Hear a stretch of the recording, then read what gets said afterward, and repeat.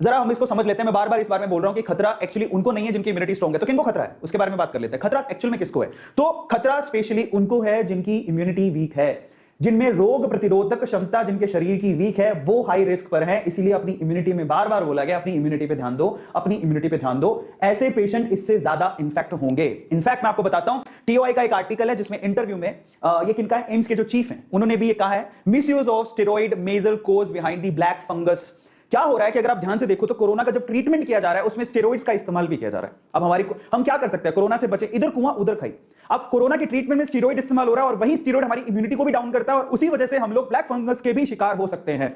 तो हम लोग इधर कोरोना से बचें तो उसके लिए स्टेरॉइड लेना पड़ेगा। स्टेरॉइड का ट्रीटमेंट है, अलग अलग तरह से स्टेरॉइड को लेना पड़ेगा। लेकिन अगर स्टेरॉइड लेते हैं तो उससे इम्यूनिटी डाउन होती है और अगर इम्यूनिटी डाउन हुई तो वहां पर ब्लैक फंगस का भी खतरा बढ़ेगा अगर हमने हाइजीन का ध्यान नहीं दिया तो, साफ सफाई का ध्यान नहीं दिया तो। समझ के अलावा कौन कौन रिस्क पर है? Specially patient with recent organ transplant. अगर अभी किसी ने अपना ऑर्गन ट्रांसप्लांट करवाया या फिर कैंसर से वो लड़ रहे थे, कैंसर का अगर ट्रीटमेंट चल रहा है तो वो हाई रिस्क पर है, तो उनको बहुत ध्यान देने की जरूरत है। स्पेशली अगर आपके घर पे कोई शुगर या शुगर के मरीज है, डायबिटीज है, अगर किसी को डायबिटीज है, डायबिटिक है वो, तो उनको बहुत ज्यादा ध्यान देने की जरूरत है। बार बार लगातार उनकी डायबिटीज को चेक करते रहे, शुगर के लेवल को चेक करते रहे, उनको खतरा सबसे ज्यादा है।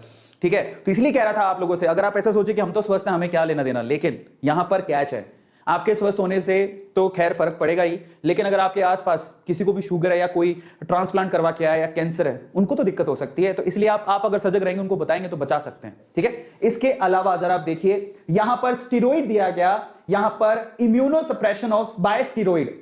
कई बार होता है हमें ट्रीटमेंट के लिए क्या करना पड़ता है, इम्यूनो सप्रेशन करना पड़ता है, वो भी स्टेरॉइड के थ्रू। लेकिन जो स्टेरॉइड ले रहे हैं बेसिकली उनको इसका खतरा काफी ज्यादा है। और इसके अलावा सबसे इंपॉर्टेंट चीज जरा समझिए, जो कोरोना की वजह से या किसी और वजह से जो भी है, सांस के संबंधी कोई भी बीमारी अगर आपको, और अगर आप हॉस्पिटलाइज हैं, स्पेशली कोरोना जो भी इस वक्त चल रहा है, ठीक है, वो जो एक रेस्पिरेटरी प्रॉब्लम है स्पेशली, अगर उस वजह से आप हॉस्पिटलाइज हैं तो वहां से भी आपको फंगस, ब्लैक फंगस होने का खतरा है, ब्लैक फंगस से इंफेक्टेड होने का खतरा है।